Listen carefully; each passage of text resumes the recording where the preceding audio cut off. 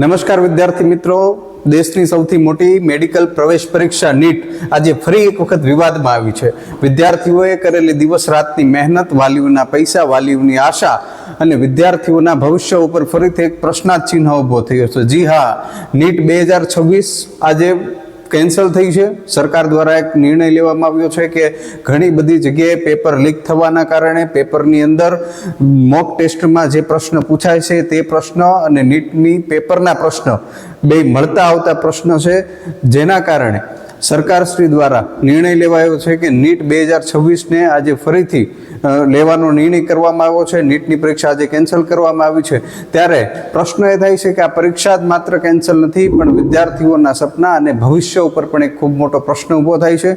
વિદ્યાર્થીઓએ પણ નારાજ થવાની જરૂરિયાત નથી. વિદ્યાર્થીઓએ ફરીથી તેમની મહેનત ચાલુ કરવી જોઈએ અને આત્મવિશ્વાસ સાથે આ પરીક્ષા આપવાની છે તે હેતુથી વિદ્યાર્થીઓ ફરીથી તૈયાર થશે અને પરીક્ષા આપશે.